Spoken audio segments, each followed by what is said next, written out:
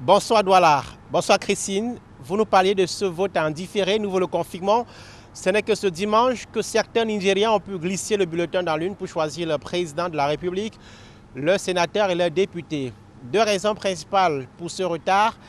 Eh bien, dans certains bureaux de vote, le matériel de vote n'est pas arrivé en raison de l'enclavement. Dans d'autres, lorsque ces matériels ont été disponibles, ils n'ont pas fonctionné. Il faut rappeler que le Nigeria a introduit dans le processus électoral ces dernières années des tablettes d'identification faciale. Par endroit, ces tablettes n'ont pas fonctionné. Alors, sur l'indisponibilité du matériel de vote, Maître Liborous Oshomar, avocat au barreau du Nigeria et membre très influent de la société civile, nous explique qu'il est plutôt déçu quant à cette indisponibilité et pense qu'il aurait fallu mettre en branle la technologie des drones pour attraper cette question. Je vous suggère de l'écouter. What I think they should do is to evolve a system where you can use drone, just like they do in Rwanda, use drone to deliver drugs to villages and interior. So if you use drone to deliver these materials, I think they will get there, and then the INEC officials can, get there a few days before. Alors, au total, ce sont environ 200 bureaux de vote qui ont ouvert ce dimanche, notamment dans les États comme Bayelsa, au sud-ouest du Nigeria, Kaduna au nord ou encore l'État du Plateau dans le centre du pays. Vous parlez également des incidents. Ces incidents sont survenus dans l'État de Borno au nord-ouest du Nigeria où sévit Boko Haram. La secte islamiste a attaqué des bureaux de vote faisant 5 blessés au passage.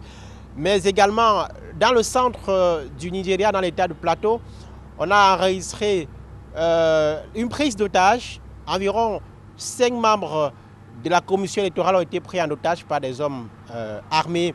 On l'a appris ce dimanche. Autre chose, un retard a été observé dans la publication des résultats. En principe, les résultats doivent être publiés au fur et à mesure qu'ils sont enregistrés d'après la loi, sauf que 24 heures après le vote, on n'a pas encore de publication officielle de résultats qui doivent remonter des bureaux de vote pour les centres de vote, des centres de vote pour les communes, ensuite pour les États. À chaque étape de cette structuration, les résultats sont censés être mis à la disposition du public. Grosse déception pour Maître Liborous Oshomar, que je suggère d'écouter une fois de plus.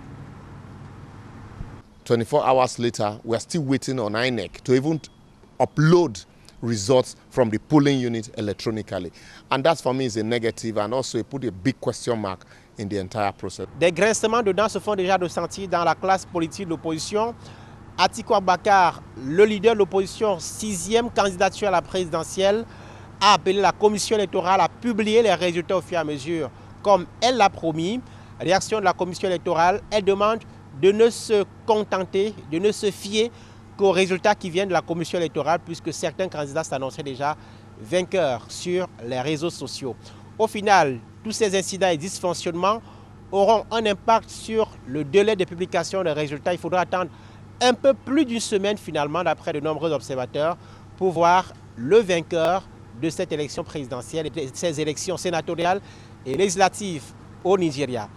De Lagos, Emmanuel Job, Donald Brice Kamgan, Equinox Télévision.